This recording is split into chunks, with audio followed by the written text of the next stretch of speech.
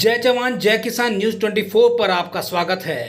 आइए नजर डालते हैं आज की खास खबर पर।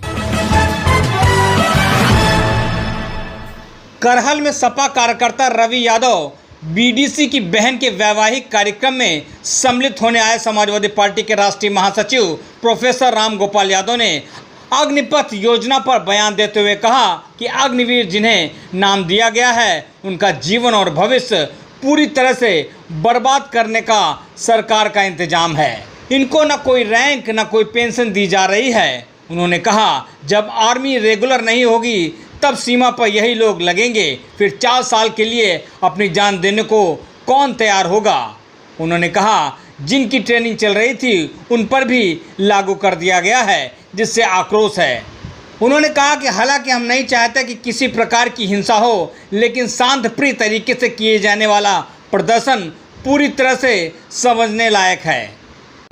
नूपुर शर्मा के बयान को उन्होंने मूर्खतापूर्ण बताते हुए बीजेपी की विभाजनकारी नीति है। उन्होंने कहा यह उचित था कि बीजेपी की महिला प्रवक्ता इतना मूर्खपूर्ण बयान दें। जब बयान दिया तो उसका दुष्परिणाम भी भोगना होगा। उन्होंने कहा कि नूपुर शर्मा पर सरकार को कार्रवाई करनी चाहिए।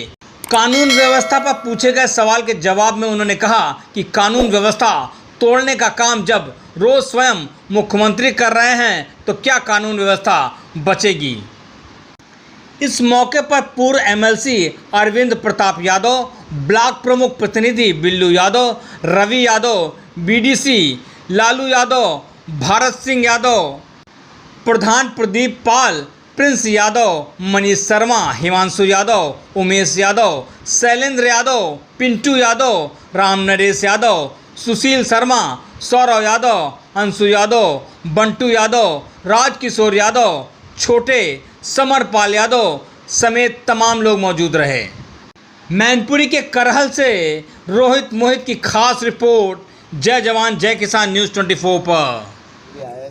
केंद्र सरकार की जो केंद्र सरकार का जो अग्निवीरों के लिए जो स्कीम निकाली है कोई मान नहीं रहा। इसके बारे में क्या आपका ख्याल है, क्या कहना है जी?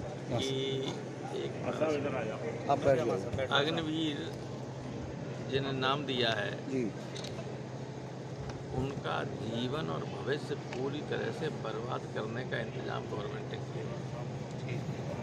ये कोई भी व्यक्ति सड़क पर झाड़ू लगाने वाले व्यक्ति से लेके दिल्ली में बैठा हुआ आदमी भी अंदाज लगा सकता है और निष्कर्ष निकाल सकता है कि 4 साल की नौकरी का कोई अर्थ नहीं होता है। ये जो गवर्नमेंट कह रही है कि 4 साल के बाद 10% जो रिटायर हो जाएंगे उनको रक्षा में कर देंगे, इतना पुलिस में कर लेंगे, वो तो तब करोगे जब वहाँ भर्ती हो। भर्ती कौन सी हो रही? और दूसरे आर्मी जब नहीं होगी रेगुलर तो देश की सीमा पर तो यही लोग लगते हैं रोजाना। तो 4 साल के लिए अपनी जान कौन देने के लिए तैयार हो? और इनको कोई रैंक नहीं, कोई पेंशन नहीं, कोई चीज़ नहीं।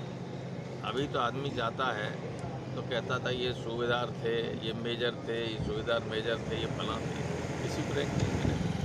क्या कहेंगे? ये कहेंगे इनके घर वाले कि 17 साल की उम्र में फौज में गए थे नौकरी करने, 21 साल की उम्र में रिटायर हो गए और 23 साल की उम्र में जब शादी वाले आएंगे तो कहेंगे लड़का नौकरी करके रिटायर हो गया है। इसके अलावा तो कुछ बचता नहीं कहना।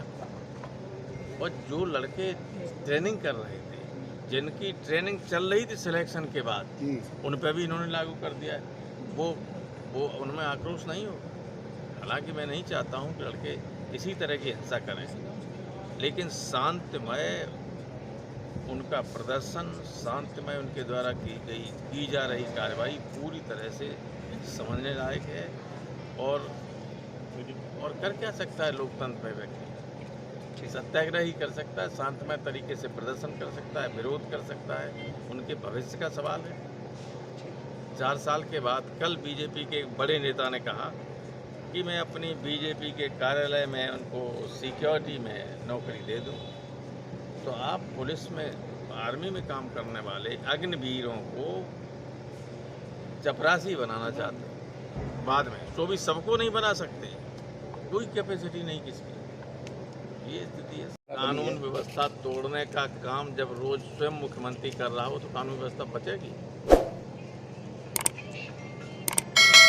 गैर कानूनी काम जब मुख्यमंत्री स्वयं करे, राज्य का प्रधान करे, तो कानून व्यवस्था कैसे बन सकती है? तो अधिकारी भी मनमाने तरीके से करें, कोई कानून के हिसाब से काम नहीं होता है, मनमानी हो रही है, लोगों के साथ ज्यादतियाँ हो रही हैं, लोगों को अनावश्यक रूप से जेल डाला जा रहा है, झूठे मुकदमे कायम किए जा रहे हैं, मकान तोड़े जा रहे हैं, ये सारी चीज़ें हो रही हैं। कानून व्यवस्था का उल्लंघन स्वयं सरकार कर रही है, इसलिए कानून व्यवस्था कहाँ से आ जाएगी, सही होगी?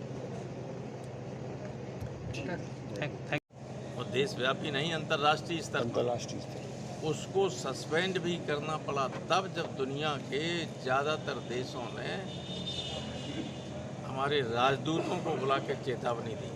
आप नहीं जानते अगर ये सब देश खिलाफ हो जाएंगे तो क्या स्थिति होगी देश की? इंटरनेशनल पॉलिटिक्स में हम कहीं ठहरेंगे? Thank you. पल पल की खबरों को देखने के लिए चैनल को लाइक, सब्सक्राइब और शेयर जरूर करें।